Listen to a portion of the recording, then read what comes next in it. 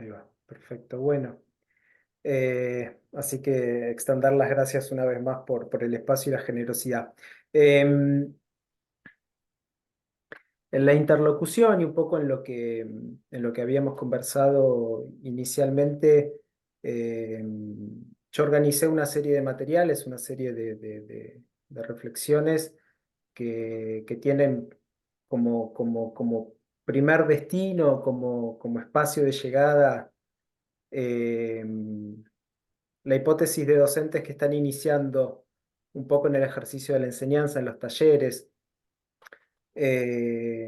sobre todo entendiendo que el taller ha crecido y que ha hecho incorporaciones y en ese sentido eh, mucho de lo que fui pensando en relación a la charla tiene como destinatario ese sujeto. Esto lo digo porque hay algunas reflexiones que probablemente quizás redunden en temas que nos resulten familiares o nos resulten próximos, pero creo que estaría bien volver a ponerlo en palabras o volver a pensarlo de todas maneras. Un poco lo que vaya a compartir tiene como una estructura de dos partes. Hay una primera minuta de algunas reflexiones, de algunos temas a modo de introducción y luego una serie de puntos con una presentación muy, muy, muy sencilla y muy breve en relación a algunos temas que me interesa sí señalar y sí revisar una vez más. Es decir, en esta primera parte vamos a atravesar algunos temas que tienen que ver con la enseñanza in situ, con acto pedagógico, con modelos pedagógicos, con la idea de un pasaje, con la idea de un pensamiento que se organiza, el sentido, la coyuntura como marco de trabajo, eh, la disciplina como un lugar para habitar, la ambigüedad y una serie de advertencias y notas que van apareciendo hacia la segunda parte de la presentación. En principio, como yo le anticipaba a Hernán, me parece interesante pensar quizás unos 40 minutos y luego abrir un espacio a diálogo, a intercambio, a preguntas, que me parece que puede ser una zona de mucha riqueza. Así que si algo de lo que se vaya compartiendo, lo que se vaya diciendo genera alguna resonancia del otro lado y aparece alguna pregunta, aparece eh, alguna palabra, lo podemos ir dejando en el chat y lo levantamos después y ponemos en común y amplificamos más de lo que se haya presentado. Em, lo primero que me parece importante decir es que no existe un mejor lugar para pensar el aprendizaje de la enseñanza que el escenario mismo donde la enseñanza ocurre. En ese sentido, pensar la hipótesis de que uno ejerce la enseñanza rodeada de un cuerpo docente, como es el cuerpo docente que tiene la cátedra, me parece que ya es una marcha hacia adelante y una marcha noble. Y esto lo comento no en un señalamiento de cumplido hacia muchos y muchas docentes que conozco del taller de Hernán, eh, sino como algo que se dice con conocimiento de causa. Pasé muchos años, los últimos años sobre todo, habitando distintos espacios de formación, distintos talleres en nuestra facultad como docente, pero también como investigador, y también en otras instituciones en Buenos Aires y también en otras instituciones en Montevideo, en el marco de movilidad e investigación docente, y también tuve la oportunidad de hacerlo en la Escuela de Arquitectura de Nantes y también en universidades acá en París. Creo que la cátedra tiene un cuerpo docente altamente valioso y me parece que este lugar en el cual sucede la enseñanza para aquellos docentes que se inician, me parece que es un espacio altamente fértil, altamente positivo. Eh, Hay algo interesante como punto de partida para pensar la enseñanza que lo presenta Marta Souto en un libro que es La didáctica de lo grupal. Ella inicia con el siguiente párrafo que yo les quería compartir. Presenta una serie de situaciones y dice, un adolescente resuelve un problema que le plantea su computadora. Una clase escucha el discurso de un profesor. Un conjunto de alumnos construye una maqueta que reproduce una casa. Un grupo realiza una investigación histórica. Presenta estos distintos escenarios. Y después se pregunta, ¿qué es lo que nos permitiría decidir si estas situaciones son o no de enseñanza? ¿Un saber, una transmisión, una carencia? Es interesante la idea de carencia, la idea de falta, que lo vamos a retomar más adelante. Un sujeto aprendiz, un sujeto enseñante, es decir, alguien que aprende, alguien que enseña, tal vez una relación virtual, real, binaria. Y después concluye este primer párrafo. Así empieza este libro, La didáctica de lo grupal de Marta Souto. Tal vez un acto en el cual esta relación toma existencia.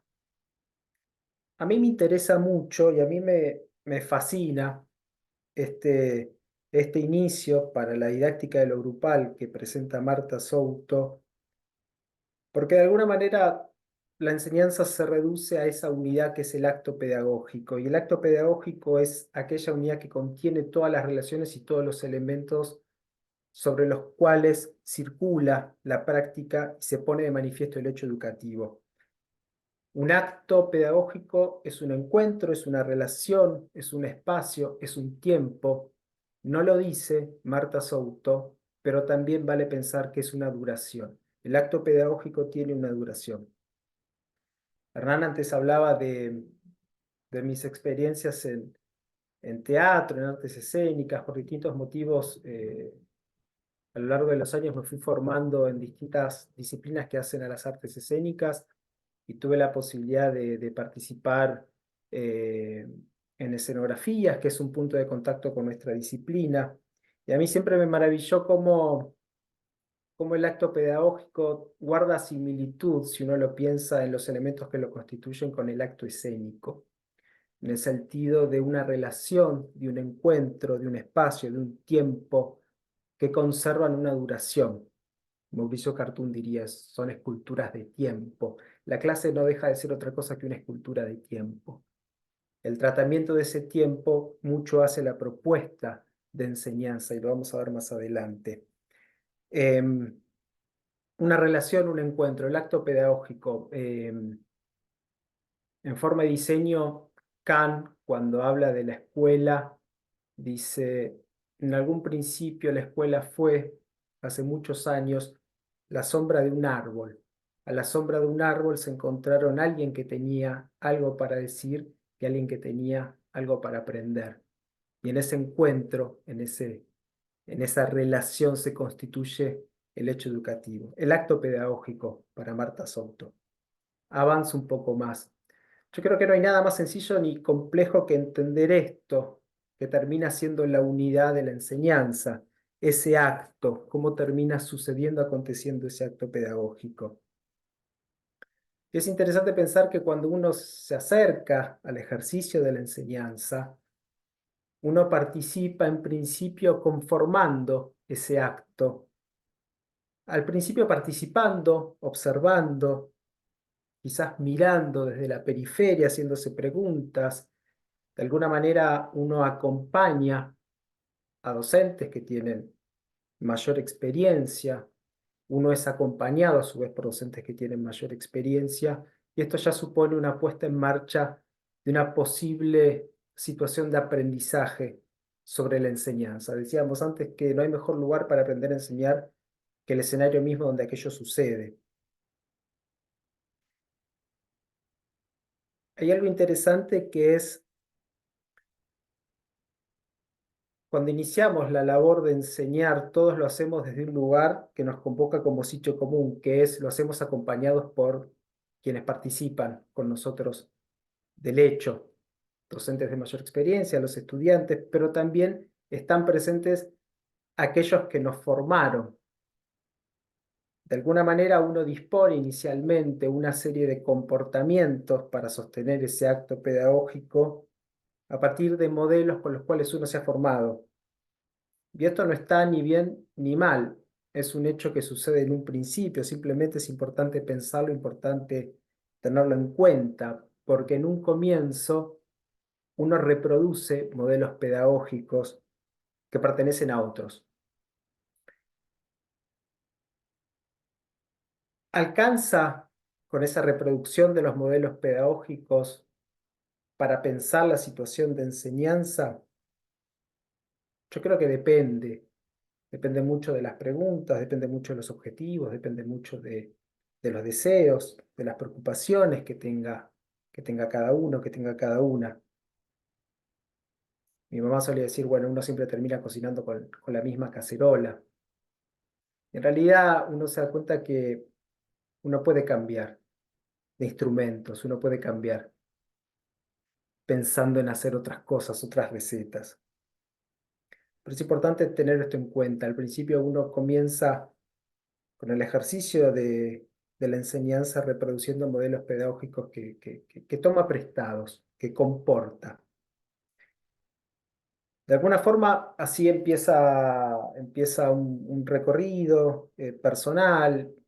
Todos tenemos una vocación de acercarnos a la enseñanza en los talleres por una continuidad propia con un lugar que en principio genera fascinación.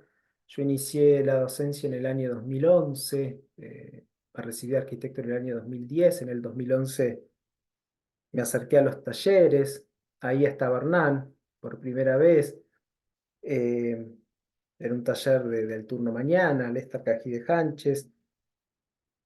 Me empecé a motivar y me empecé a fascinar y empecé también a hacerme preguntas, había cosas que no terminaba de entender y naturalmente apareció ahí un espacio que tiene la Universidad de Buenos Aires, que es el espacio de formación de los docentes auxiliares, que es la carrera docente.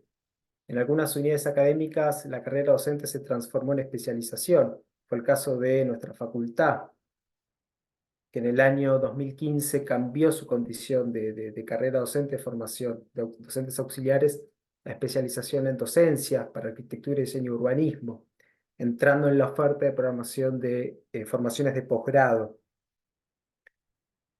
La especialización fue un espacio altamente fértil para formular preguntas ancladas en la práctica cotidiana de la enseñanza en los talleres de arquitectura. Era un espacio, digo, yo mirando hacia atrás, lo recuerdo con mucho, mucho, mucho cariño. Eh, Tenía una carga horaria interesante y era un espacio donde convergían docentes de todas las carreras de la facultad.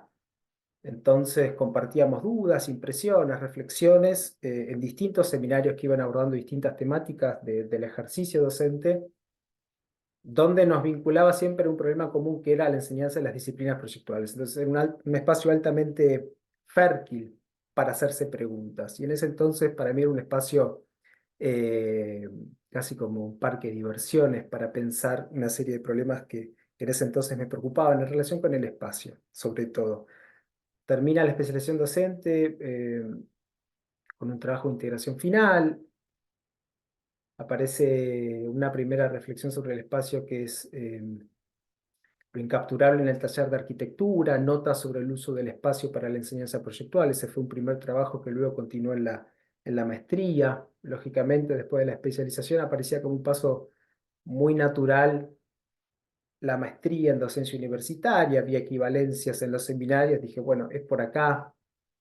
Y la maestría en docencia universitaria es un espacio de formación que ofrece el Rectorado de la Universidad de Buenos Aires y que es común a todas las unidades académicas de la universidad. Es decir, la discusión ya no queda anclada sobre el ejercicio docente de la enseñanza de las disciplinas proyectuales, sino que en verdad piensa el problema de la enseñanza en el nivel superior común a todas las unidades académicas de la universidad. Entonces, se vuelve interesante empezar a discutir los problemas de la enseñanza, los desafíos, los objetivos, con personas que pertenecen a la Facultad de Abogacía, la Facultad de Farmacia y Bioquímica, la Facultad de Ciencias Veterinarias, la Facultad de Agronomía. Es un espacio altamente interesante. Ese ciclo de maestría concluyó en el año 2019. Luego de una maestría viene un trabajo de tesis. Si algo diferencia la especialización de la maestría, tiene que ver con los alcances de un trabajo de investigación en los cuales en la maestría se forma además a investigadores. Ese trabajo yo lo concluí en el año 2021. Es interesante porque fue un trabajo que yo hice de investigación en el contexto de pandemia. Hay muchas de esas reflexiones que luego podríamos recuperar. Y en el año 2022 defendí mi tesis y luego viajé.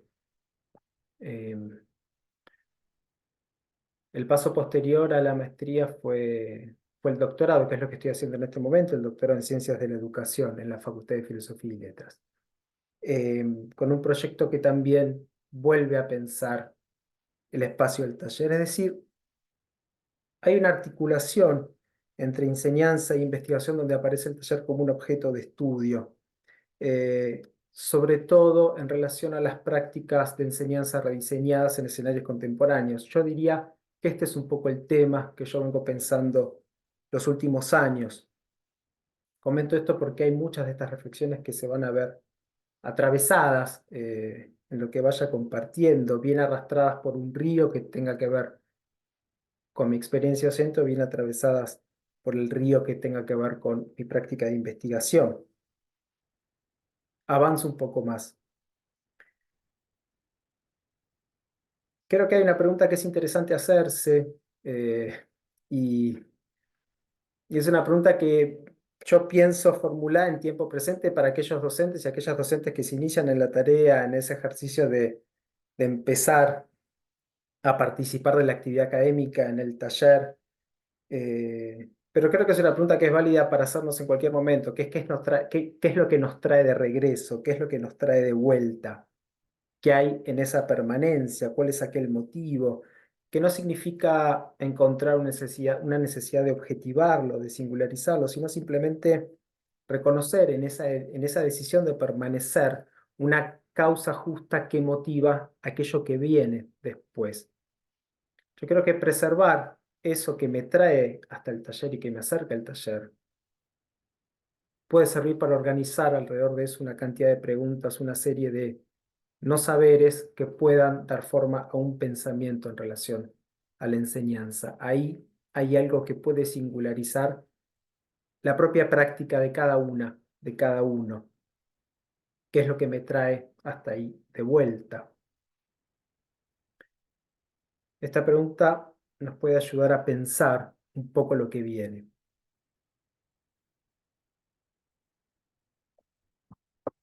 Avanzo un poco más. Fue algo complejo pensar en este encuentro en el sentido que le encontraba cierta complejidad a una pregunta que yo me formulaba cuando me sentaba a escribir y a pensar un poco esta presentación, y que tenía que ver con este interrogante: ¿qué cobra sentido decir hoy en relación a la enseñanza? Y me lo preguntaba porque si hay algo que estamos viviendo en este momento es necesariamente un cambio coyuntural. Un cambio coyuntural que un poco Flavia Costa, que es una tecnóloga educativa, que tiene un libro muy, muy interesante que se llama Tecnoceno. Flavia Costa dice que entramos en una época de coyuntura, sobre todo porque atravesamos dos accidentes que marcan un poco un cambio, un salto de época. Uno de esos accidentes se debe a lo que todos conocimos, que fue la pandemia a causa del COVID-19 y la virtualización y un fenómeno de digitalización de muchas esferas de la vida cotidiana, de muchos ámbitos que hasta entonces eran impensados. En época de emergencia y en situación pandémica, la enseñanza masiva del diseño se virtualizó y esto fue un fenómeno histórico, nunca antes había ocurrido. El otro accidente que menciona Flavia Costa en Tecnoceno tiene que ver con el creciente impacto y la emergencia de las inteligencias artificiales generativas en distintas áreas y en distintos campos. Estos dos fenómenos para Flavia Costa son los accidentes que de alguna manera caracterizan y marcan un salto de época.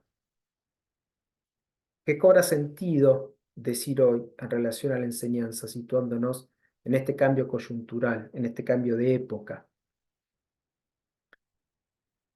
Esto presentaba mucha complejidad cuando organizaba un poco esta charla, esta presentación. Quiero traer dos ejemplos para contextualizar un poco esto. El primer ejemplo, en el año 2017, en un curso de posgrado de la carrera de traducción en la Universidad de París IT, hay un profesor que le plantea a un grupo de estudiantes un ejercicio de traducción sobre un fragmento importante del Quijote de Cervantes. Era una propuesta que el profesor sabía que demoraba una cantidad de tiempo por la magnitud del texto, por la complejidad del texto y por la extensión. Ocurría que a los pocos minutos un estudiante tenía resuelto el ejercicio. A los pocos minutos otro, a los pocos minutos otro, al rato otro. Un tiempo que el docente no había previsto inicialmente, la clase había resuelto el ejercicio de traducción, el ejercicio propuesto por el profesor. Aquella era la primera vez que el docente se enteraba del uso de los traductores automáticos neuronales.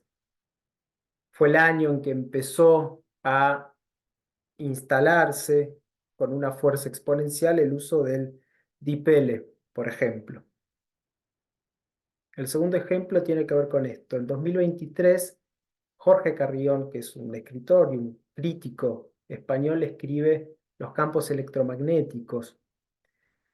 Es un libro que Jorge Carrión escribe mano a mano y en colaboración con herramientas de inteligencia artificial generativa.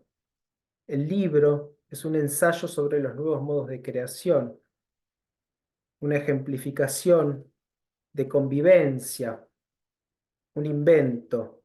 Lo que hace Jorge Carrión en los campos electromagnéticos, reproduciendo lo que 100 años atrás habían sido los campos magnéticos, es introducir la figura de una coautoría compleja, una alianza estética y creadora que hasta entonces no se había visto.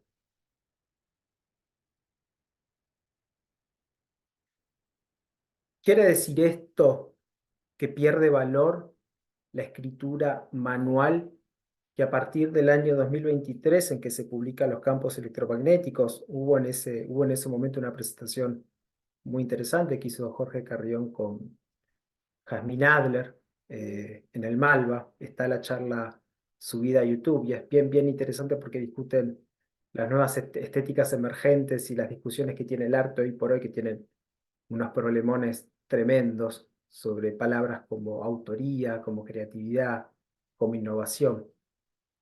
¿Quiere decir esto que a partir de la aparición del libro de Jorge Carrión, Los campos electromagnéticos, pierde absoluto sentido la escritura manual,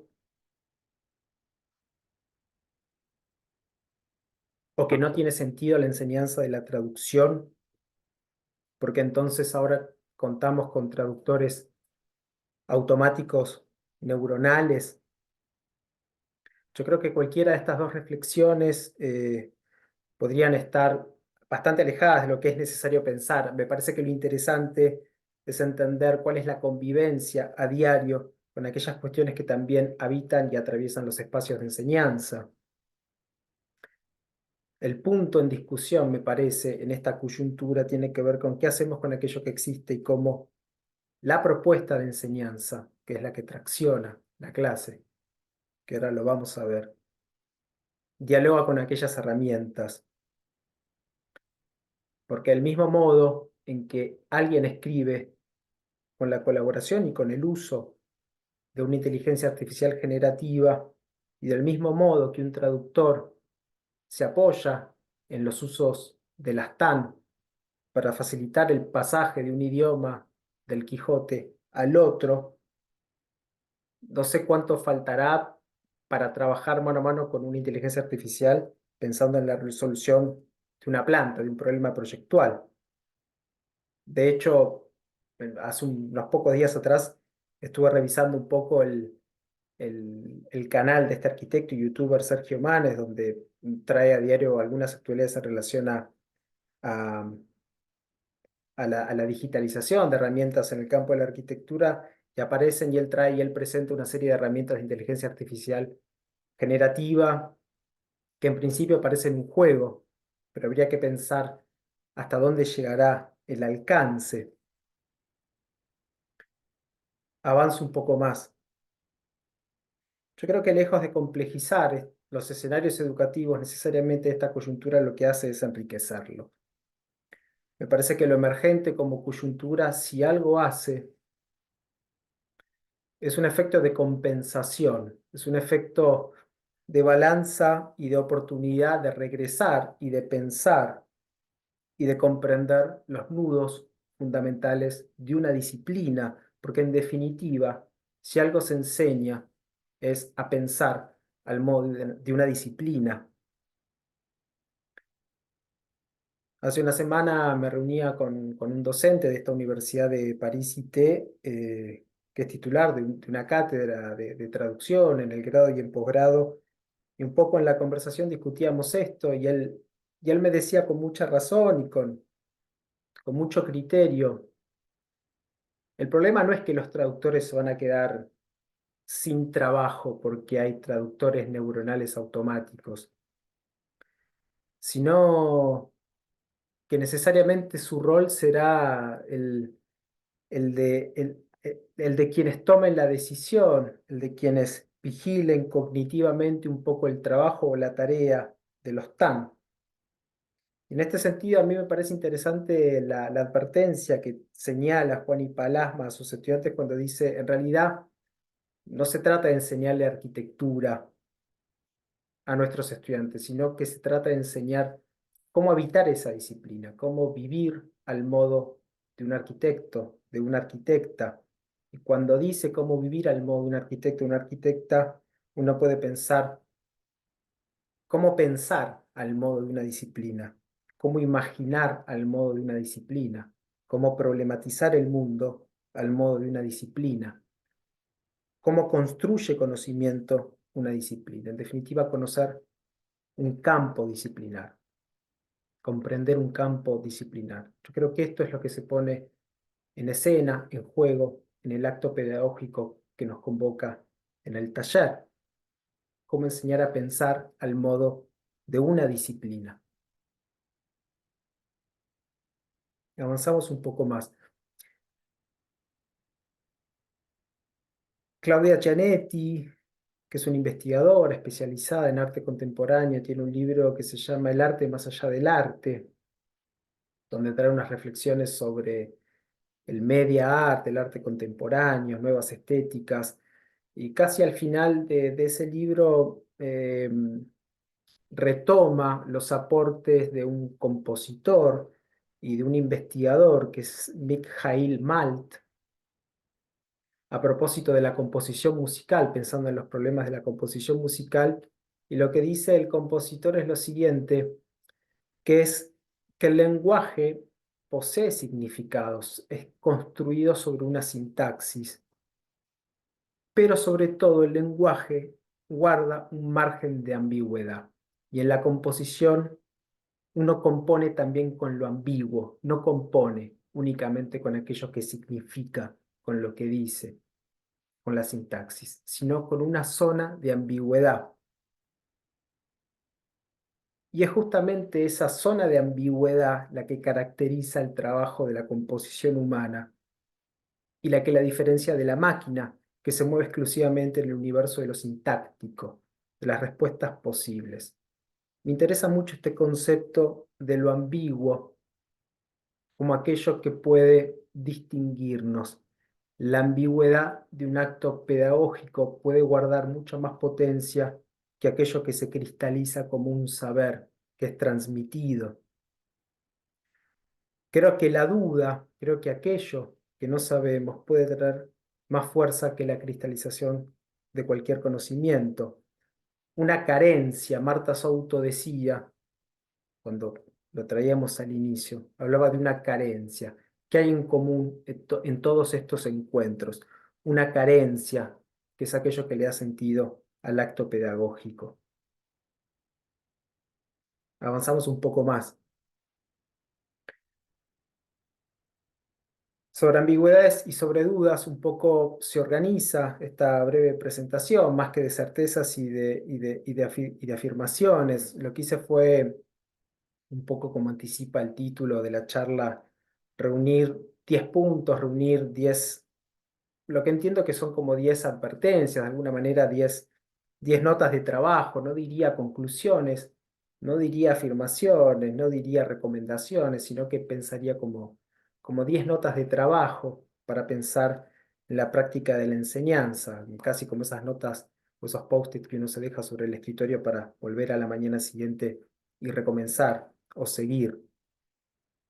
Muchas de las cosas pueden parecer una cantidad de obviedades, pero quizás justamente por eso mismo las presento en este primer encuentro, porque a veces lo más obvio y es lo que más se oculta, lo que menos vemos a nuestros ojos. Muchas de estas advertencias yo las organizé en relación a la experiencia como docente, pero también a las prácticas de investigación de estos últimos años. El título de Desmontar el taller tiene por detrás el deseo de pensar que detrás de desarmar las partes que conforman ese acto pedagógico y un poco la escena de enseñanza permiten comprender las partes en su funcionamiento en la totalidad de lo que se constituye como el hecho educativo. Voy a compartir pantalla.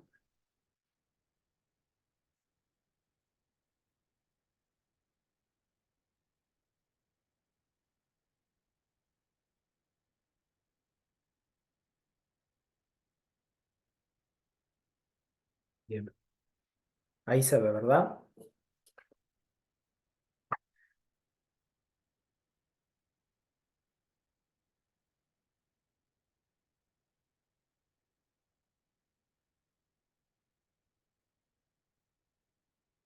Avanzo con la primera. Esto lo voy a minimizar acá. Bien, la primera advertencia, la primera nota de trabajo, tiene que ver con este deseo de afirmación desde el interrogante, afirmar desde el interrogante, y la importancia de aprender a formular buenas preguntas. Muchas de las propuestas de enseñanza que en estos últimos años observé en el ejercicio para la tesis de maestría, que son aquellas prácticas que de alguna manera rediseñan el taller con una perspectiva contemporánea, organizan sus propuestas detrás o alrededor de una pregunta que se instala como pregunta-problema y que es una pregunta importante para la disciplina.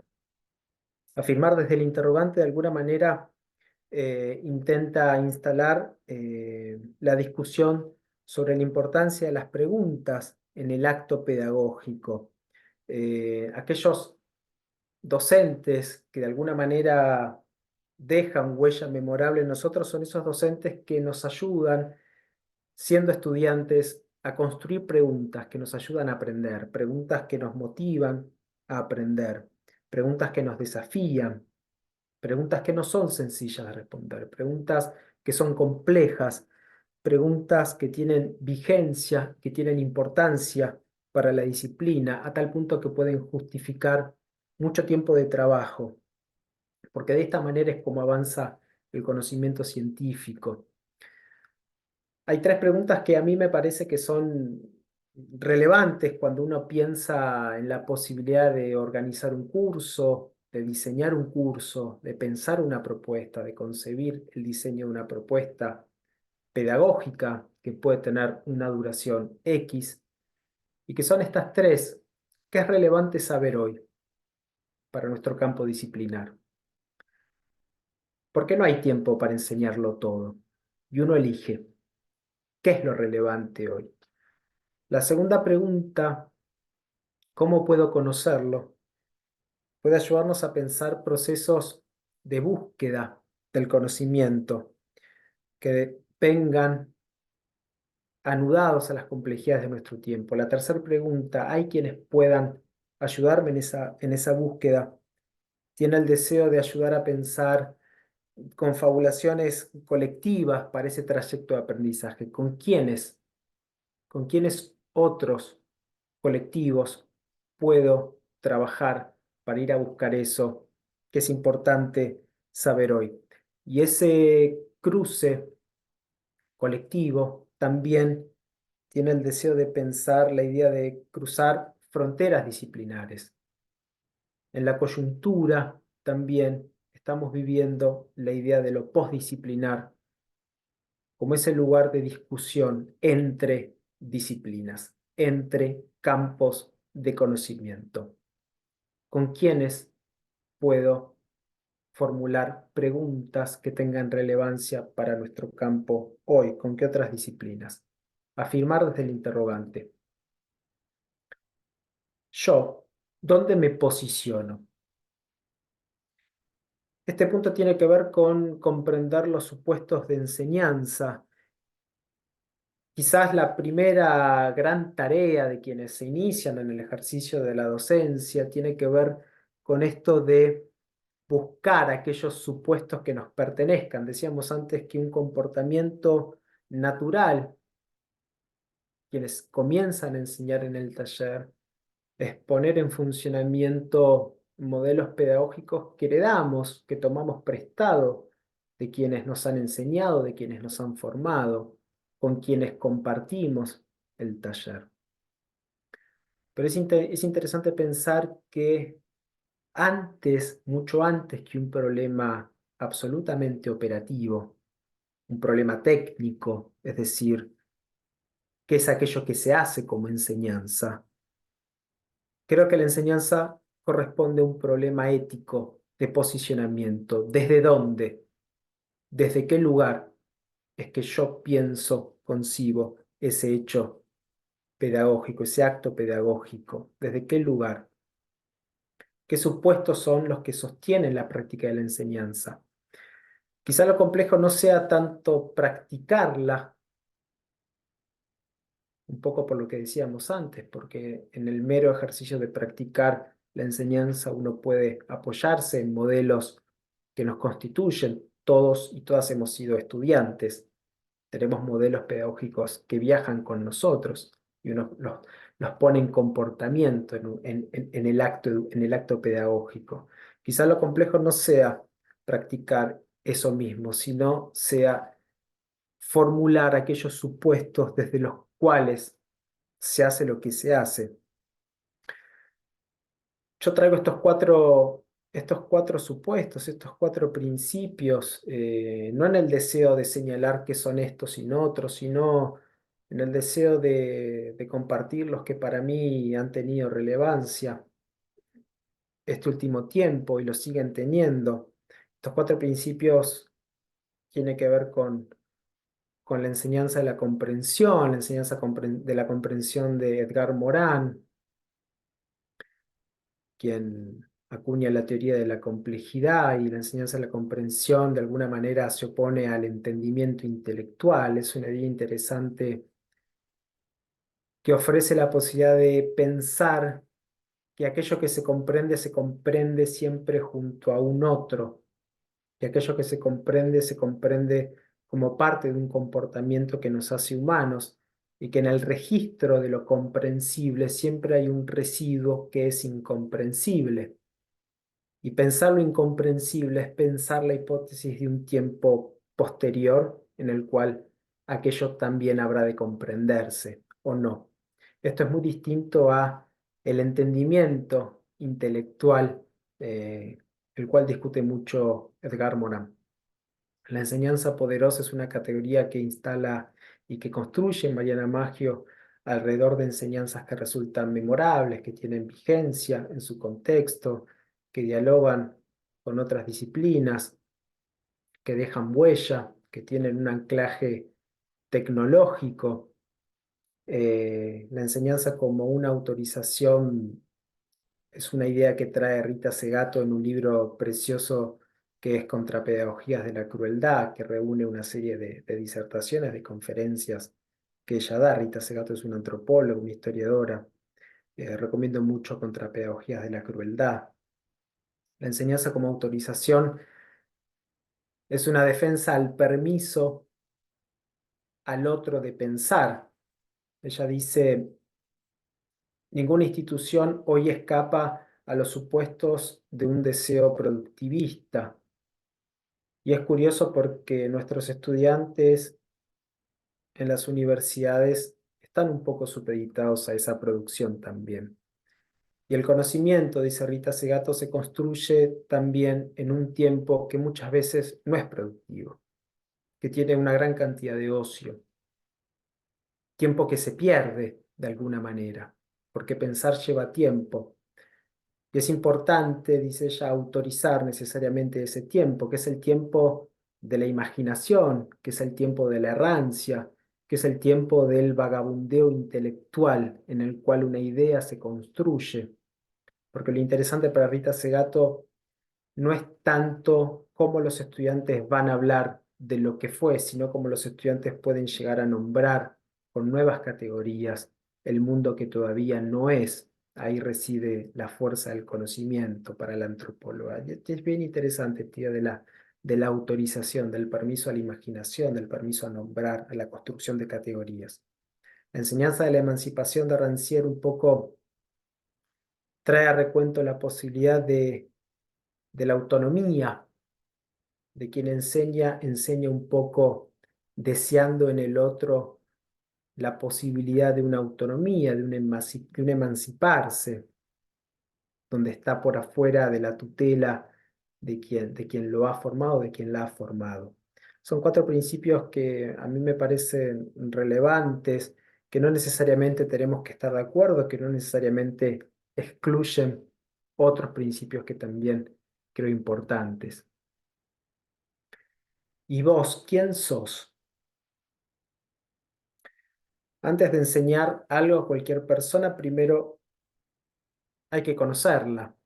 Hablábamos antes del acto pedagógico como un acto de encuentro, como una relación que tiene una duración, una relación que involucra sujetos.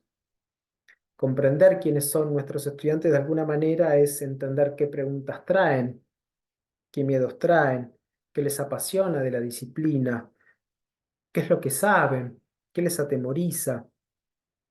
En esta singularidad que termina siendo cada sujeto estudiante, aparece la posibilidad de pensar alternativas flexibles con ideas de inclusión en los entornos de enseñanza. Y en ese sentido aparece los principios del diseño universal para el aprendizaje, que es una idea de los últimos 10 años que retoma de los años 80 los principios del diseño universal de la arquitectura, en el sentido de diseñar entornos en los cuales haya múltiples posibilidades y formas de representación, pero también múltiples formas de acción y de expresión y múltiples formas de implicación. Estas tres preguntas del qué, el cómo y el por qué, abordadas por distintos caminos, supondría diseñar situaciones flexibles en las cuales los estudiantes puedan habitarlas. De ninguna manera esto supone que haya que diseñar tantas propuestas de enseñanza como sujetos existan en el aula, sino que invita a comprender un poco la complejidad y sí saber que está en la decisión del docente ofrecer alternativas que faciliten la idea de inclusión, que favorezcan la idea de inclusión. Avanzo. Fascinarme por todo, sospechar de todo.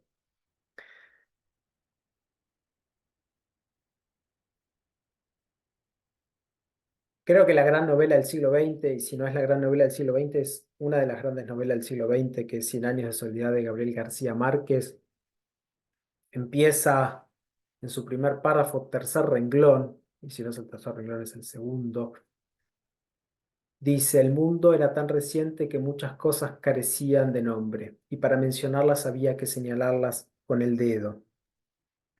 Nombrar con el dedo, con ese gesto, aquello que aún no porta un nombre.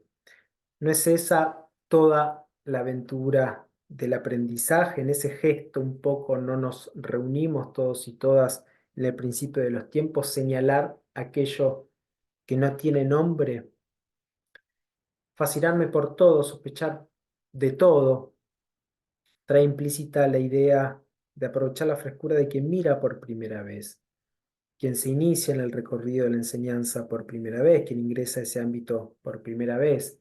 Fascinarse, maravillarse por todo, es una tarea necesaria. Sospechar de todo es un deber también de quien mira las cosas por primera vez, porque esa capacidad se pierde muy pronto y cuesta mucho trabajo sostenerla en el tiempo, la fascinación y la sospecha.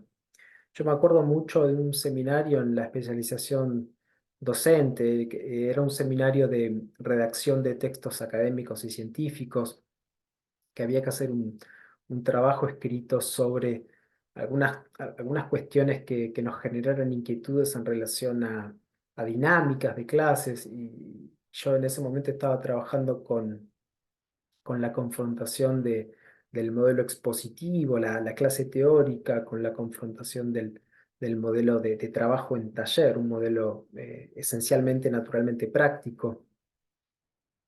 Eh, y tenía una cantidad de observaciones y de notas y de cosas. Me acuerdo la profesora del seminario me dijo, aprovecha ahora que todavía ves. Es interesante pensar ese tiempo de comienzo como un tiempo para elaborar preguntas, formular anotaciones. Yo recomiendo a quienes inician en el ejercicio de la enseñanza llevar un cuaderno, llevar un diario, llevar una bitácora, porque escribir puede ser un modo de organizar el pensamiento. Avanzo. La clase es puro cuento. Me interesa mucho este punto en particular. Eh, La propuesta y su diseño sostienen la clase. Siempre se trata de la propuesta de enseñanza. ¿Qué es lo que vamos a hacer en el taller? ¿En torno a qué problema vamos a trabajar? ¿Cómo lo vamos a hacer? ¿Qué voces se van a incorporar? ¿En qué momento? ¿Cómo lo van a hacer? ¿Qué recorridos estamos planteando? ¿Habrá desvíos? ¿Cuánto durará? ¿Qué esperamos? ¿Cómo diseñamos la propuesta de enseñanza alrededor de algunas preguntas que posicionen a la disciplina en su centro y que de alguna manera permitan también concebir la clase como fragmentos de una historia mayor, de un cuento mucho más grande? Si concebimos la propuesta como una gran historia que se despliega en el tiempo, esta historia tiene una estructura, tiene ritmos, está hecha de tiempos.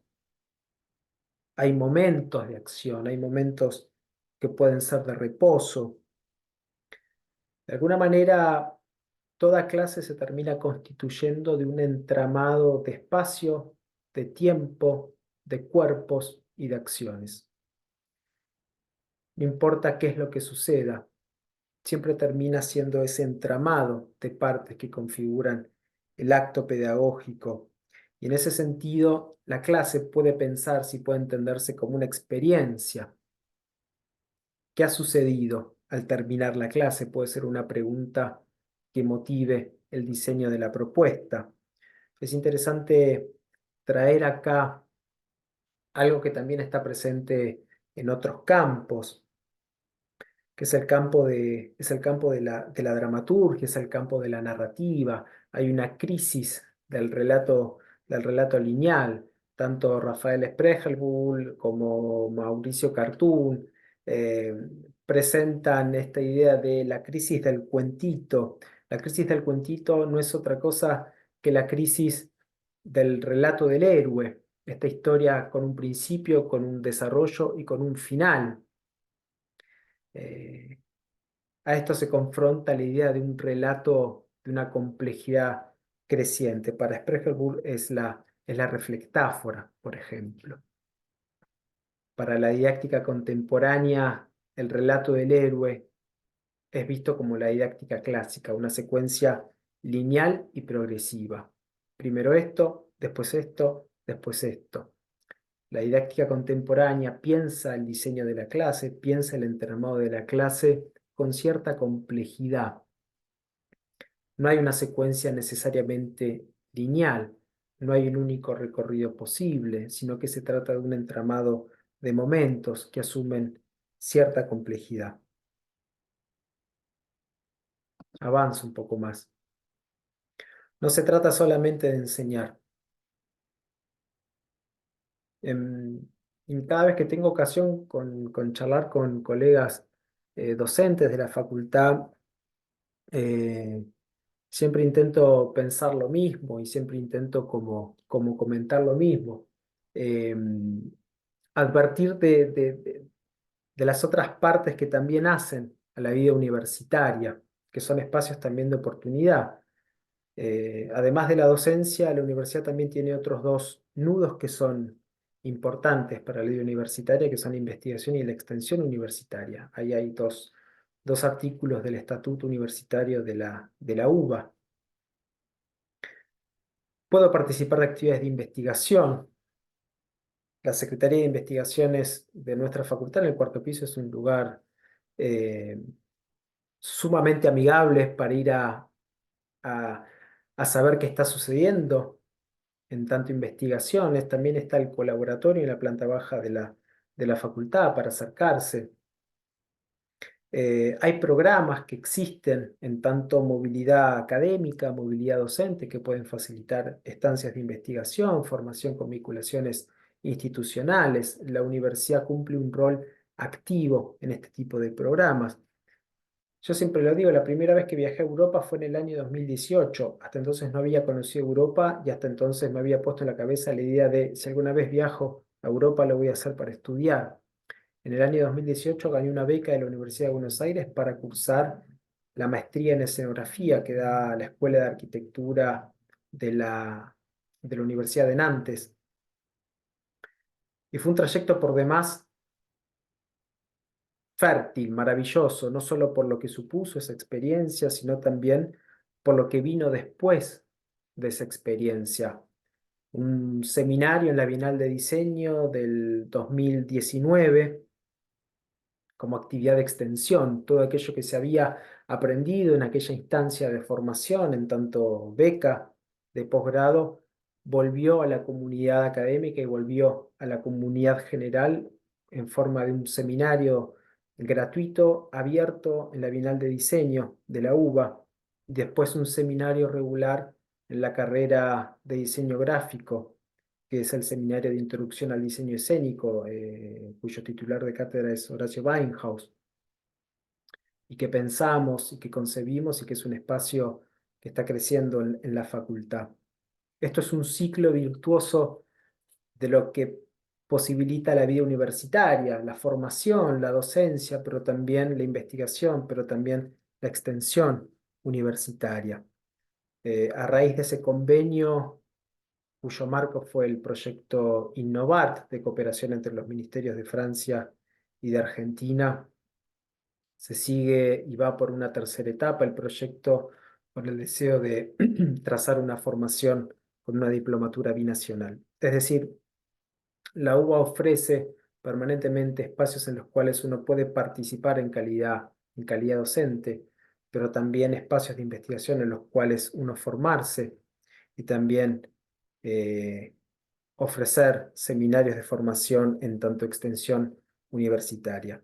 Eh, Reducir la participación al mero hecho de la enseñanza es al menos no comprender que hay otros dos espacios que tienen mucha potencia y que son complementarios a la actividad de la enseñanza, porque también hacen a la calidad académica. Avanzo un poco más. Provocar los contagios. Si algo también de alguna manera marca como característica de coyuntura y como rasgo de época, tiene que ver esta idea de lo viral y del contagio, que son dos construcciones que trae un poco Jorge Carrión en lo viral. Permanecer cerca de otros colectivos, pensar la idea de contaminaciones productivas con colectivos que puedan enriquecer el trabajo. asociaciones que puedan de alguna manera nutrir, contribuir mi mirada, conservar un espíritu de viajero en mi propio ámbito, que es la facultad. ¿Qué está pasando en otros talleres? ¿Qué están haciendo otras disciplinas? ¿Qué se está discutiendo en otras cátedras?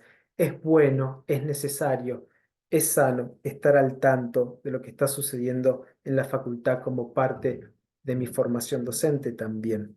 Ponerme en contacto con otros equipos que de alguna manera son estos principios 4 y 7 de David Perkins para el aprendizaje pleno, jugar de visitante, aprender del equipo, pero también aprender de los otros equipos.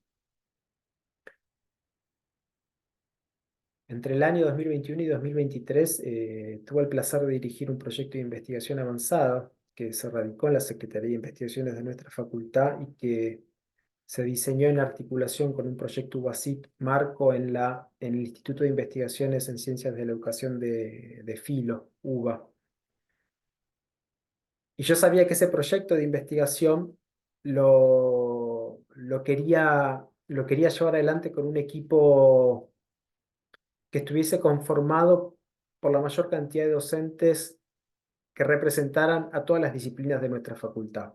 No fue fácil, no fue para nada fácil, pero lo logré, lo logramos. Armamos un equipo de 8 docentes investigadores pertenecientes a las disciplinas, a todas las disciplinas de nuestra facultad, y llevamos adelante un trabajo durante 2 años en relación a las prácticas de la enseñanza en el contexto del taller en la coyuntura de la pandemia. Y durante esos 2 años sostuvimos discusiones, intercambios, sostuvimos observaciones, entrevistas, toda una serie de prácticas de investigación que fue muy nutritivo, pero sobre todo fue muy beneficioso para cada uno de nosotros en calidad de docentes de estar discutiendo los sábados a la mañana. Esto no fue fácil, pero por distintos motivos el día de reunión frecuente era los sábados a la mañana. Nos reuníamos a discutir sobre los avances de la investigación, sobre las pautas del trabajo, y se terminó convirtiendo en esos 2 años en un espacio sumamente necesario y sumamente fértil, porque no había muchas oportunidades para dialogar con otros colegas docentes de otras disciplinas en relación al problema de la enseñanza. Provocar los contagios, permanecer cerca de otros colectivos como parte de la formación, del aprendizaje, de la enseñanza. Viajar con el tanque lleno y en compañía. En el año 2011, verano 2011, después de haberme recibido, hicimos un viaje al sur con 2 amigos en camioneta, Ruta 3, queríamos llegar a Tierra del Fuego. Creo que, no me acuerdo ahora si es San Antonio de Oeste o Las Grutas. Hay un punto ahí cuando uno emprende un tramo grande de la Ruta 3 donde en general te suelen recomendar echarle nafta al tanque, por más que tengas reservas, echarle nafta porque se viene un tramo donde no hay nada. Y me acuerdo habíamos tomado la precaución de parar porque el día estaba lindo, entonces estacionamos, paramos en la estación de servicio antes de hacer el tramo y nos tomamos un café y todavía había tiempo. Y nos sentamos al sol y todavía había tiempo. Y fuimos al baño y todavía había tiempo. Fumamos algún cigarrillo porque todavía había tiempo. Y cuando dijimos, bueno, ya se nos fueron 3 horas acá, vamos, sigamos. Nos fuimos sin cargar nafta.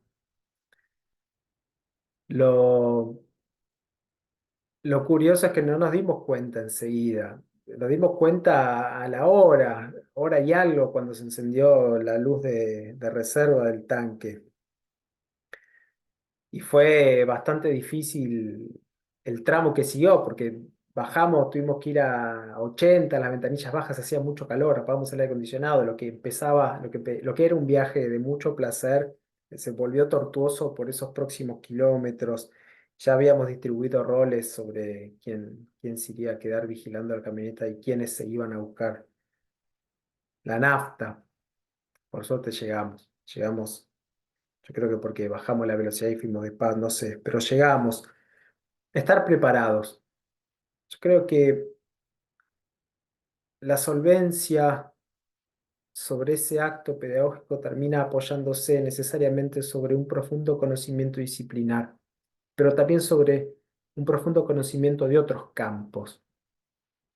Aquellos docentes que más nos conmueven, que más eh, nos inspiran, son esos docentes que tienen un alto desempeño y un alto conocimiento de su disciplina, de su campo profesional, pero también son aquellos docentes que saben de otras cosas, que hablan otras cosas. Estas confabulaciones productivas al interior del taller supone permanecer cerca de aquellos docentes que hablan otras lenguas, además de hablar de arquitectura. Eh, Estar preparados, hacerse de los recursos para el viaje, en compañía, porque el camino a veces no es del todo cómodo, y apoyarse en la práctica profesional, los saberes de la práctica profesional, las experiencias de la práctica profesional, para quienes inician en la enseñanza, en esos primeros años siempre hay como una zona muy fértil de participación en los que son los concursos de arquitectura, y esto puede ser un espacio altamente provechoso para generar conexiones, generar redes, generar mayores competencias que se pongan en juego en el aula. Avanzo un poco más. Aprender a enseñar aprendiendo.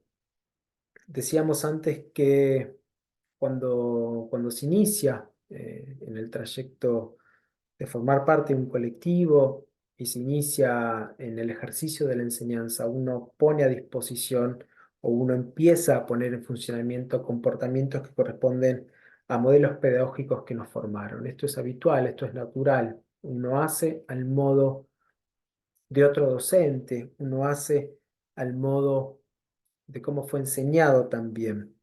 Esto decíamos que no estaba ni mal ni bien, simplemente hay que tener en cuenta esto y posiblemente lo más complejo sea construir los propios supuestos pedagógicos que sostienen la práctica de la enseñanza. Aprender a enseñar aprendiendo supone la posibilidad de tomar clases de lo que sea. No necesariamente tiene que ser de la disciplina que uno enseña, sino encierra la hipótesis de observar otros modelos pedagógicos que pueden llegar a ser dispares, disímiles. Cuanto más variada sea la temática, mejor. Mirar cómo da clases, cómo lo hace, de qué manera lo hace, con qué recursos, cómo se aborda la temática. Yo tomé muchas cosas de modelos pedagógicos de talleres de narrativa, talleres de dramaturgia, talleres de teatro, pero es solo un ejemplo. Tomar clases, aprender, tomar un curso de lo que sea. Esto puede llegar a fortalecer nuestra mirada en relación al acto pedagógico. Inventar el taller. Y esta es la última. En el año 2019, el Centro Canadiense de Arquitectura editó y publicó el primer volumen de una revista que llevó por título The Museum is Not Enough. El museo no es suficiente. Era una publicación que reunía una serie de problemas en torno a la producción del arte contemporáneo, la figura del público, la figura de las instituciones como el museo, el rol de las nuevas tecnologías en las relaciones y en las producciones y en las colaboraciones. Y un poco el motivo de la revista era revisar todos estos temas y de alguna manera formularse la pregunta cómo el museo, en tanto institución, dialogaba con mayor o con menor pertinencia sobre ese presente, sobre el público y sobre la comunidad, sobre aquellas prácticas culturales de las cuales formaba parte. El título de la publicación, The Museum is Not Enough, de alguna manera elabora una hipótesis que uno puede pensar anticipatoria. No importa cuántos intentos haga el museo, resulta claro que no es suficiente. Y esto es interesante para pensarlo del siguiente modo. En Espacios Revelados, que fue un compendio sobre eh, prácticas artísticas en territorio, en la ciudad de Guadalajara, en México. Hay un libro sobre eso que se llama, que es Espacios Revelados, que lo editó Ediciones Documenta Escénicas. Hay un prólogo en ese libro que es de Rodrigo Parrini, y en ese prólogo, Rodrigo Parrini aborda la insuficiencia de la institución museo y dice que en realidad lo que no es suficiente no es el espacio del museo, sino que lo que es insuficiente son las epistemologías que dieron nacimiento a la institución del museo. Hay algo que ahí ha muerto, dice Rodrigo Parrini, en ese pensamiento que dio forma al museo como institución. Tal es así que en los últimos años hay una fuerte relación en lo que es arte y educación, y los museos de alguna manera se han vuelto instituciones cada vez más porosas con sus realidades contextuales inmediatas. El museo tiene un rol muy activo en su programación cultural y en su vinculación con una comunidad próxima y regional.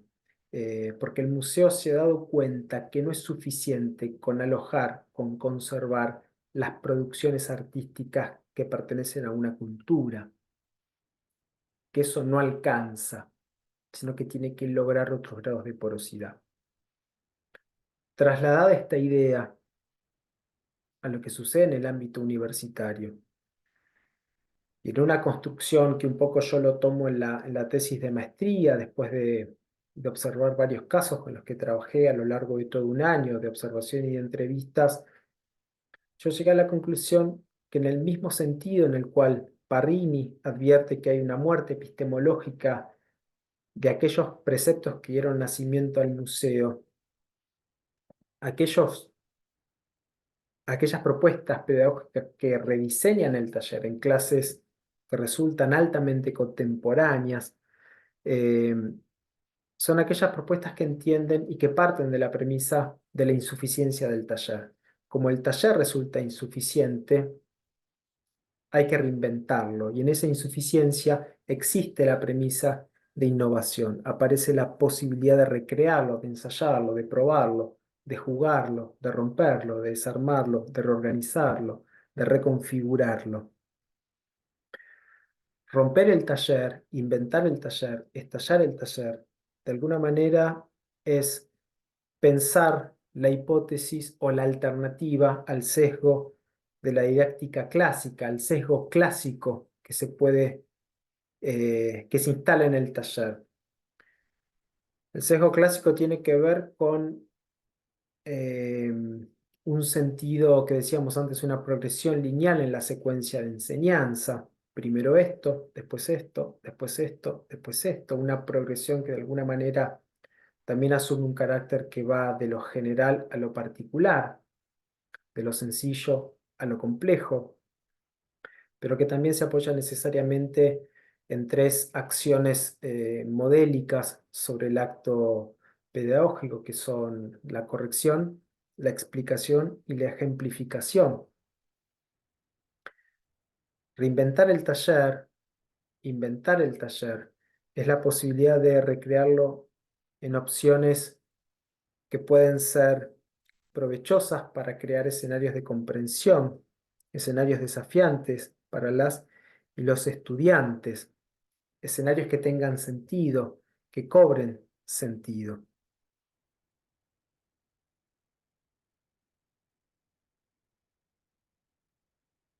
Quiero cerrar con una última reflexión, pero voy a dejar de compartir pantalla. Acá está, para volver a verles. Ahí está, perfecto. Em, Quiero cerrar con esto. Hay una, Hay una historia que recupera Anne Bogart, que es una directora de teatro, de la creadora de la City Company en Nueva York. Hay una historia que ella recupera para explicar el rol del artista, pero que me parece interesante para pensarlo desde otro lugar. Ella dice, hay algunas tribus en África que se organizan del siguiente modo. Las personas que son encargadas de recordar dónde están los pozos de agua en el desierto son los poetas.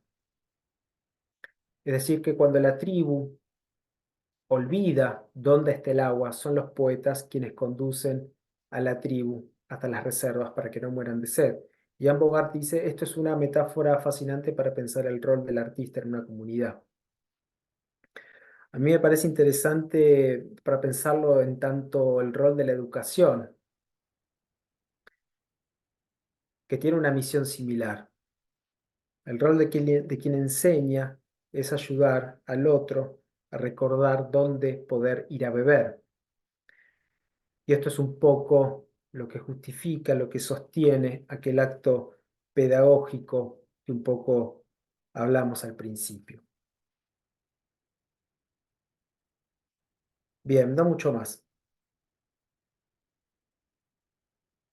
Tengo ahí un 10+1, pero lo dejamos para después si salen las discusiones en la charla. Gracias.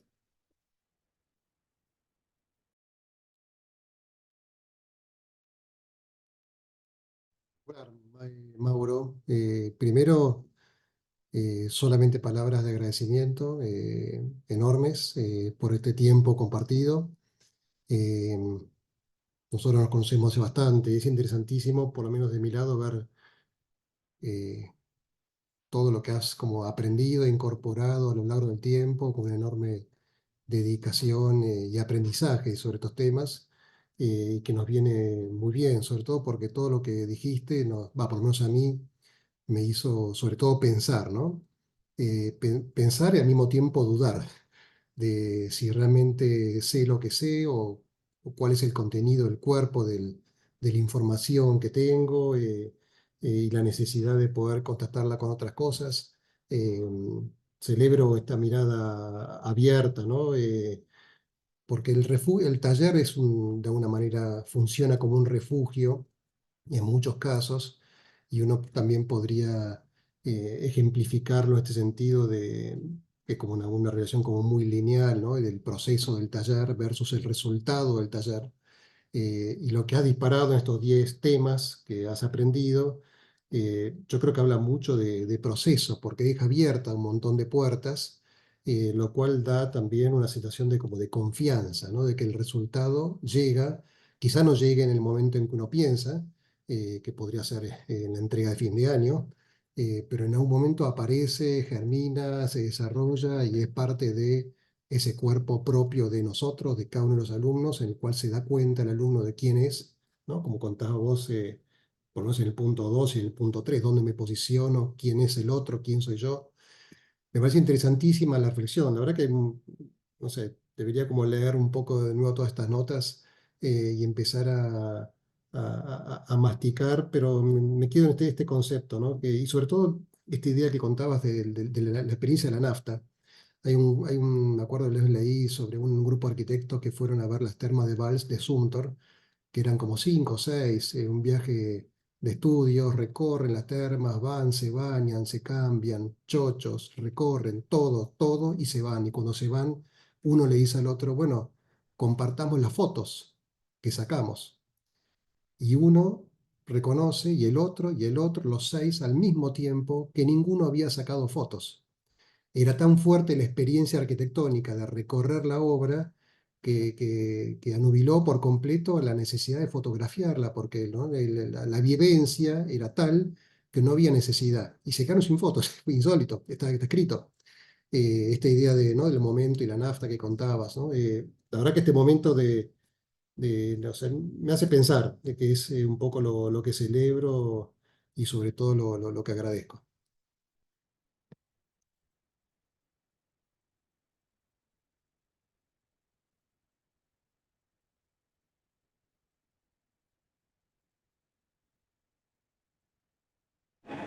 Hola, ¿cómo va? Tengo una consulta que capaz es medio particular, pero me quedé pensando como en el primer punto que mencionás, como la importancia de hacer interrogantes al alumnado. Me pasa, o sea, quiero consultarte tu opinión en términos de ¿qué pasa cuando le hacemos sugerencias en torno a lo que vienen pensando y después esas sugerencias las toman como demasiado literal o se llevan simplemente esas sugerencias sin quizás como reflexionarlo y pensar cómo tomarlo como sugerencia y no como una literalidad, digamos?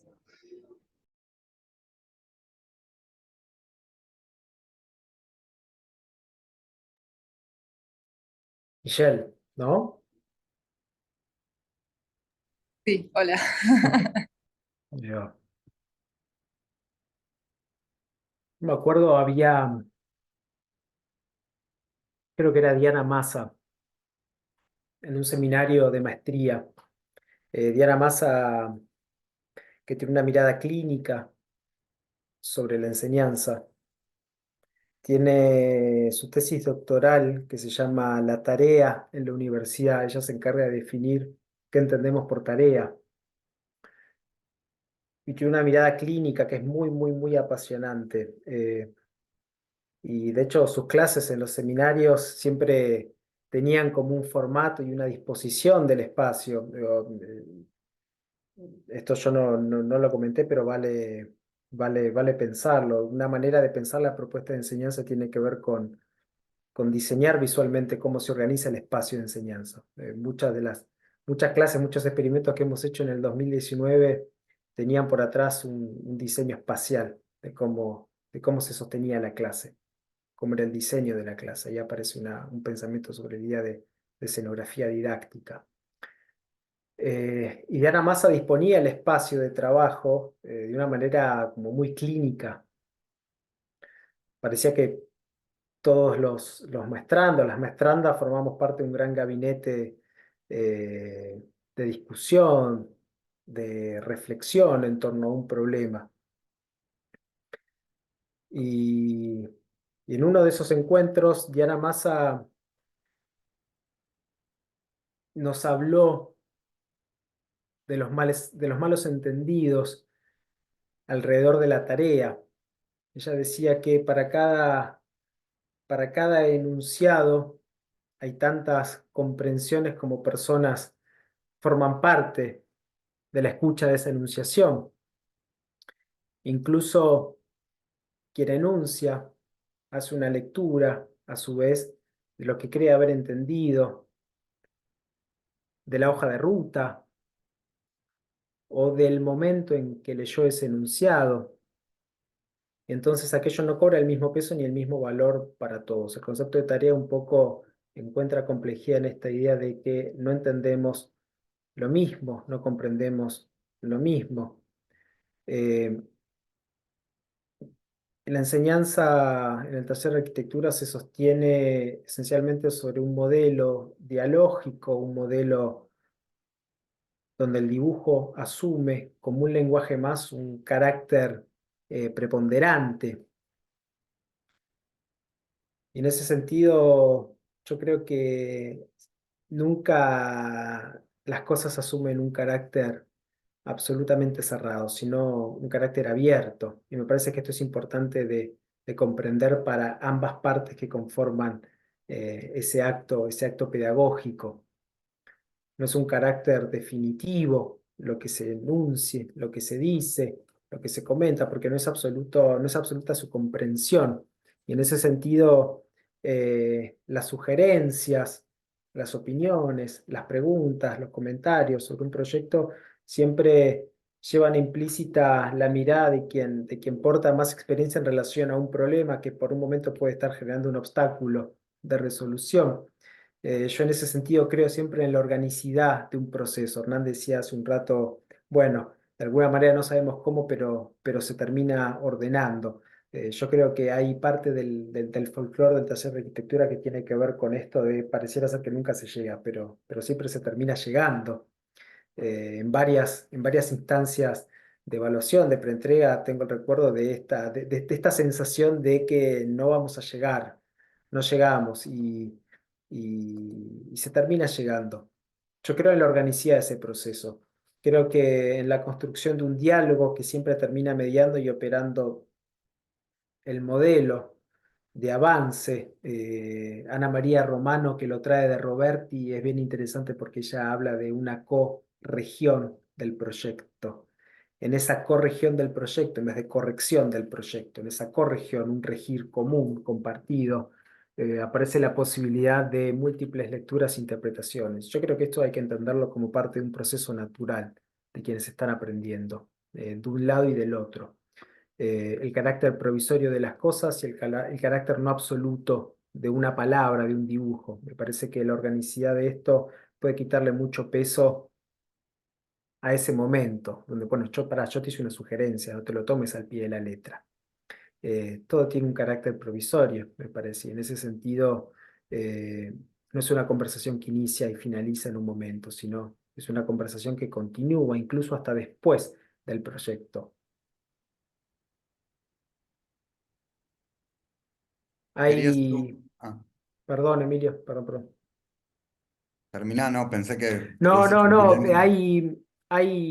hay un libro, yo tengo acá, me anoté una serie de bibliografía medio de cabecera, en realidad son una serie de libros que siempre están ahí dando vueltas porque tienen una serie de supuestos y de principios que me parecen interesantes.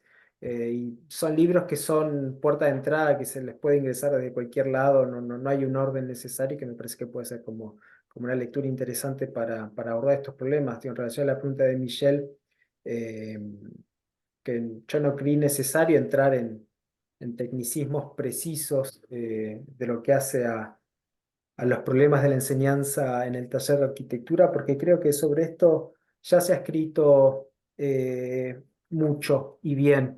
Ana María Romano y Cecilia Maceo tienen un libro sencillito, digo, sencillito en el sentido del tamaño, que es un libro complejísimo, que se llama La enseñanza de las disciplinas proyectuales, que lo escribe en este libro después de un trayecto, después del trayecto de carrera docente en la facultad. Y es un libro que atraviesa todas las instancias de el problema de la enseñanza en las disciplinas proyectuales. Y en su tesis doctoral, Ana María Romano toma la corrección como objeto de estudio. Y es bien interesante, porque la tesis doctoral de Ana María Romano también se encuentra publicada. Creo que está en la facultad, se puede encontrar en cualquiera de las librerías. Y ella dedica un estudio específicamente al problema de la corrección y levanta entre los problemas que trae Michelle muchos otros problemas también. Que por ejemplo, cuando hablamos de casa, para no todos es lo mismo. Termina siendo una representación. Y hay un problema digo, oportunidad. Hay un problema en la construcción del taller desde esta idea modélica que tiene la conversación y el dibujo. Bueno, la famosa frase dibujo porque evita malos entendidos. Cuando hablo hay malos entendidos, cuando dibujo no. Creo que era Le Corbusier que lo decía. Corríjanme.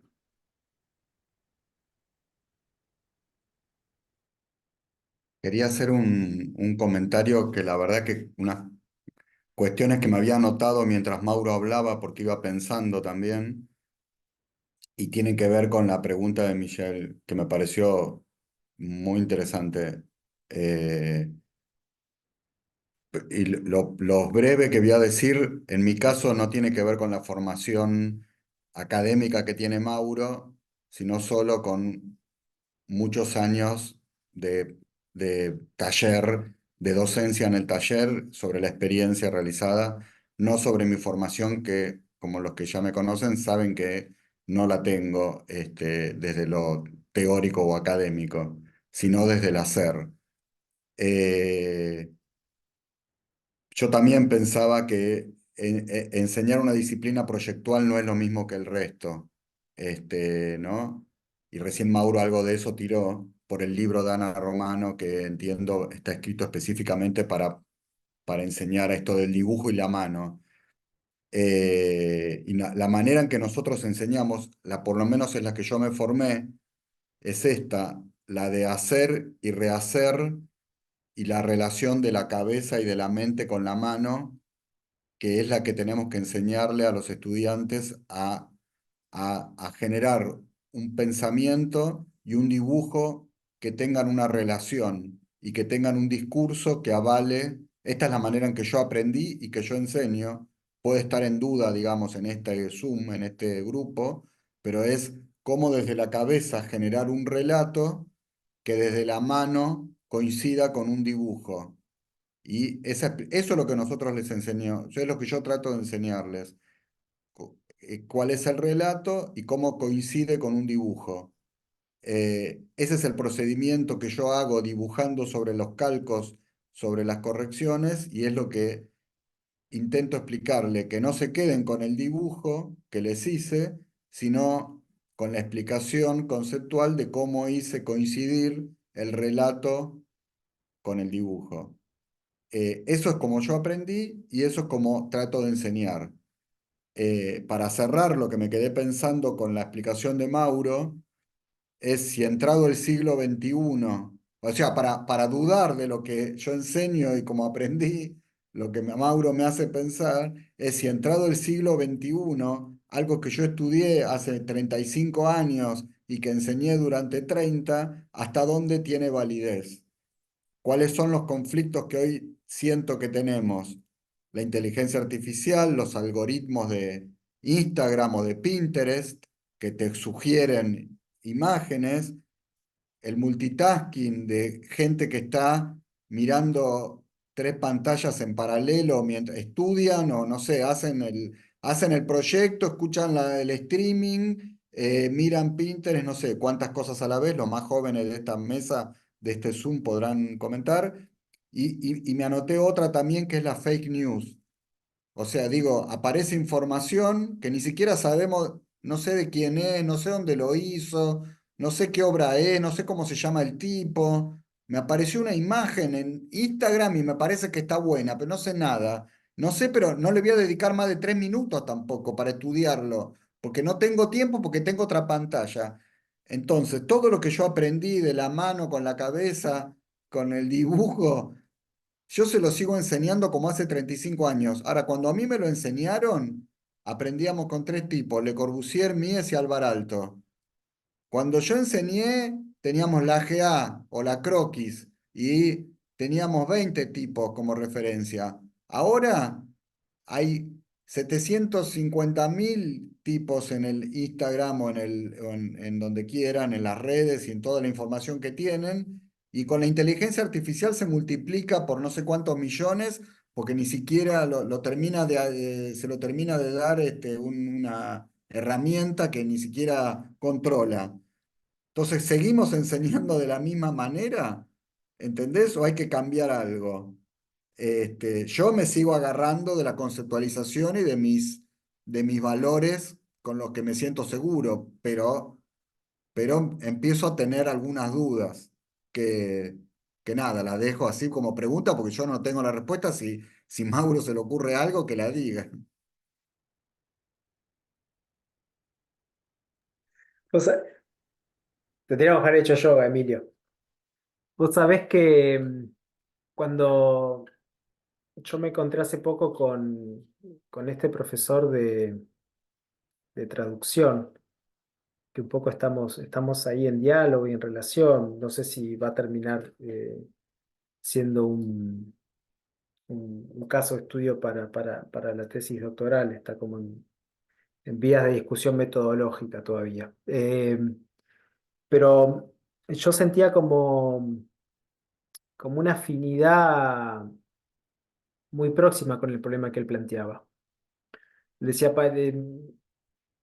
estamos, estamos enseñando, formando a traductores, eh, especialistas traductores, que hacen uso de una herramienta de traducción automática neuronal para trabajar los textos.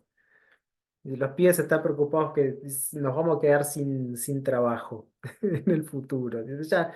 Yo, DeepL, no sé cuántos lo usan acá, yo lo uso todo el tiempo. Digo, es fantástico. Traduce espectacular. Y yo uso la versión gratuita, no uso la versión paga.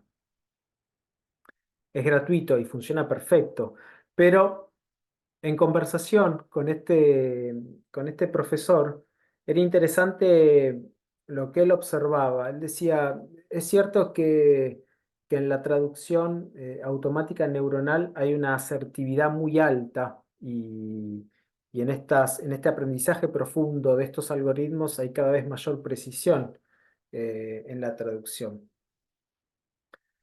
Y esto yo lo conecto con la ambigüedad de la que hablaba el compositor musical. Pero hay un margen de ambigüedad, hay un margen de información contextual, hay un margen de sentido, que no forma parte de la sintaxis en la traducción literal. Entonces hay una decisión final sobre el control de esos resultados, sobre la corrección de esos resultados, sobre la toma de decisiones, sobre la evaluación de esos resultados, sobre la comprensión de las variables de juego del sentido de una palabra o de una expresión y de otra, e incluso de la gestión de lo que nosotros podemos denominar error, que sigue necesitando las competencias de los traductores que nosotros formamos. Nosotros creemos que ahí está el diferencial. Y yo creo que lo que vos decís va en esa línea, va en esa dirección. Digo, no sé si como el boom de ChatGPT en un año te va a resolver una planta teniendo el input de todas las plantas de la historia de la arquitectura adentro. Yo creo que la capacidad de formular problemas y conceptualizar los problemas, y en esta relación que vos traes sobre pensar y dibujar desde la mano y conceptualizar desde la cabeza, digo, ese margen de ambigüedad que me parece que nos pertenece a nosotros y que en discusiones futuras sobre el uso de herramientas de inteligencia artificial generativa va a ser un aporte sustantivo de lo que sí nosotros todavía podemos hacer, podemos aportar, podemos decir sobre la gestión de los patrones, las variables, la toma de decisiones, la comprensión, la formulación de un problema, de una pregunta.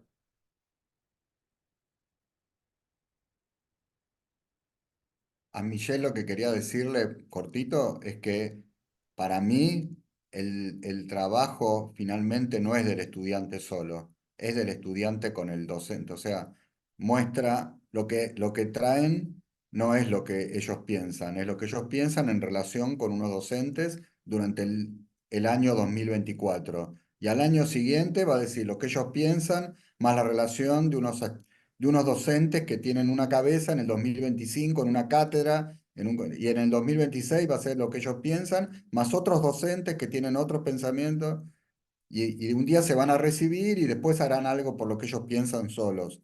Pero, digamos, la verdad que estás haciendo, cuando corregís a 25 estudiantes, estás vos haciendo además 25 trabajos, no es que ellos, o sea, es más que una sugerencia, estás ahí adentro.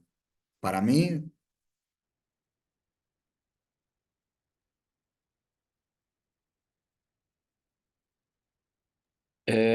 Hola, Mauro, ¿cómo andás? Eh, bueno, nada, la verdad que me explotó la cabeza de escucharte, sinceramente. Eso como primera reflexión.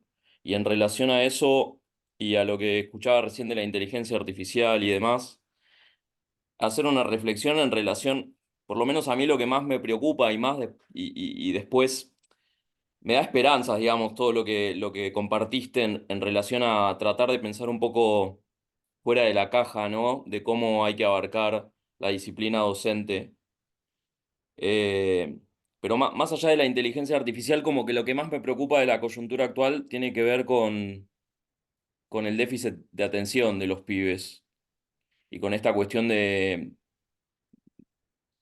cómo capturar su atención y hacerlos interesarse más.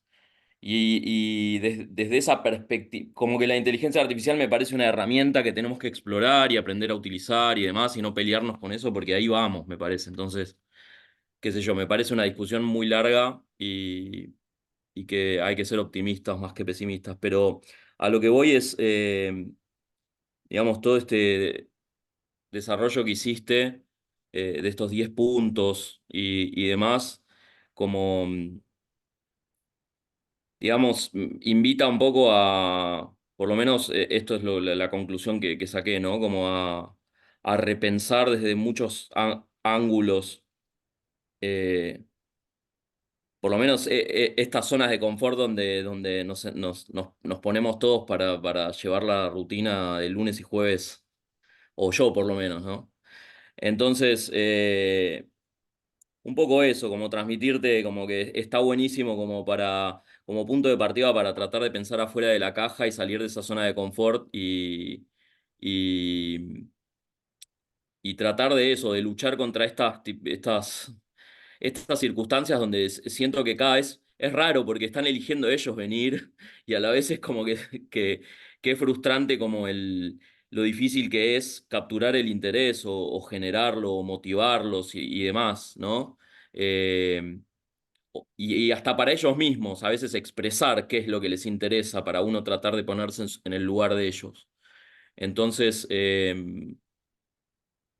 nada, la verdad es que eso. eh, Redundar en esto de la apertura mental o la invitación a abrir la cabeza que me generó como esta charla tuya y sobre todo con el foco puesto en este problema que para mí es como eh, el que más me preocupa de alguna manera, que tiene que ver con estas generaciones y la circunstancia como eh, cognitivamente difícil que se plantea de alguna forma entre el docente y los alumnos y la rutina y demás. Por lo menos a mí me pasa eso, ¿no?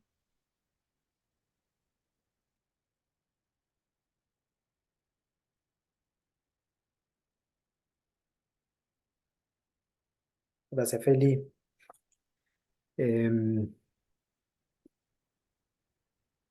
No me acuerdo ahora precisamente cómo lo dice él, pero si hay alguno de estos libros, perdón que yo no compartí los archivos directamente acá, ahí yo puse en el chat una serie de libros que a mí me parecen interesantes, resultan interesantes por distintos motivos. No se trata de una bibliografía recomendada, ni mucho menos. Si hay alguno que no encuentran, me lo piden. Creo que alguno lo debo tener en formato PDF. Ahí no anoté, hay un libro de Ken Bain. Ken Bain es un investigador americano, se hizo famoso por un libro, se hizo famoso. Cobró mucha relevancia una investigación muy, muy grande que él hizo en distintas universidades en Estados Unidos, que dio resultado luego una publicación que se llamó Lo que hacen los mejores profesores universitarios. Hace poco salió un nuevo libro de él que se llama Superasignaturas. Me parece un muy buen libro. Yo no recuerdo precisamente cómo es que lo dice él en este momento, pero eh, él trabaja en ese libro con investigaciones, con distintas asignaturas y propuestas de enseñanza en distintos contextos y en distintas disciplinas. Y él traza como un hilo conductor común en aquellas que él entiende que son las superasignaturas. Y uno de esos hilos en común que tienen estas propuestas es que hay una motivación intrínseca sobre el hecho de aprender en estas asignaturas. Y en realidad él no se lo atribuye a la asignatura en sí mismo. No es que porque se trata de clases de, no sé, historia, hay menos motivación que porque se trata de clases de una propuesta de enseñanza en un entorno de una escuela artística, que también él trabaja con ello. Sino que él dice, en realidad la motivación intrínseca tiene que ver con el diseño de la propuesta en esta asignatura. Los estudiantes se enganchan porque hay un problema que cobra relevancia para quienes participan de esa propuesta, porque hay una pregunta que moviliza la necesidad de construir una respuesta sobre esa pregunta. Hace un mes atrás tuve que presentar la investigación a un curso de tesistas de una maestría de la UBA y conté un poco la historia natural de la investigación de la tesis.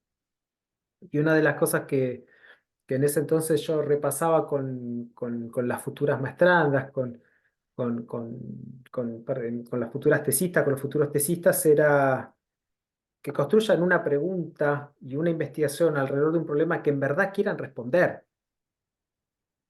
Porque si no, es imposible sentarte a escribir una tesis, no hay manera.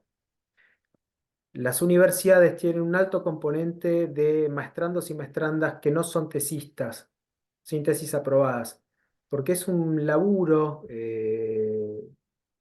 muy grande el que demanda escribir una tesis y defenderla. Y si vos a eso le agregás que no tenés una pregunta de investigación que en verdad querés responderte, es imposible. Yo creo que algo parecido pasa cuando uno se sienta a pensar y a planificar una asignatura, una propuesta de enseñanza. Por eso yo decía, la clase es puro cuento. La idea de pensar la clase como un cuento. En verdad, anida la hipótesis de sentémonos a diseñar la propuesta del año que viene. ¿Qué va a pasar en el año educativo? ¿Qué va a pasar en cada clase? ¿Qué va a pasar en cada cuatrimestre?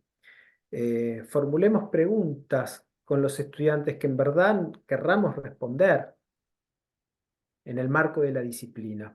Eh, yo creo que en mayor o menor medida eso puede ser eh, un norte desde una mirada de la didáctica contemporánea, que es lo que discute un poco la didáctica clásica, esa idea de frustración, que después le atribuimos si tiene que ver mucho con un clima de época o necesariamente con la asistencia a un curso. Digo, me parece que en mayor o menor medida puede haber un tono de frustración generalizado, digo, me parece en todas partes del mundo. Acá es igual, digo, la gente está frustrada, me parece que tiene puede tener que ver con un fenómeno de coyuntural, seguramente post-pandémico también. Y hay muchas cosas que entran ahí en la mezcladora o lo que decís como déficit de atención.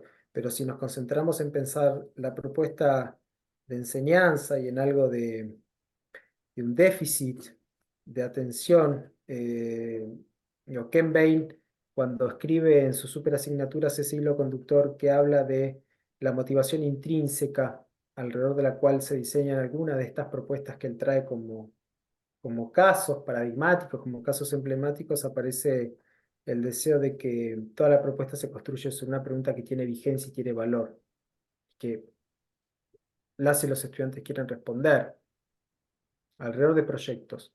Lo interesante de ese libro, Superasignaturas, es que la mayoría de los casos se hablan de proyectos. No necesariamente son arquitectónicos, pero adquieren carácter de proyectos.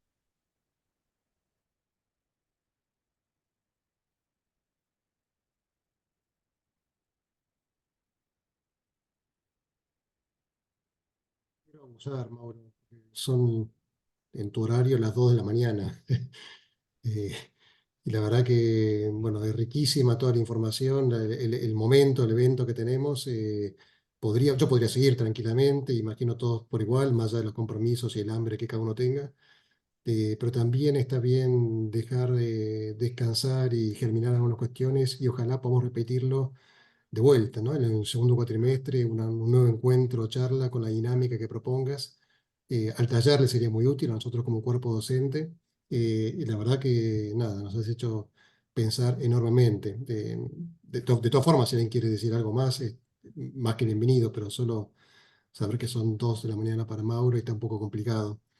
Cierro con una cosita muy chiquita que siempre me queda en recuerdo un dato que me dio un maestro que decía que todas las cosas que uno hace, las hace por alguien.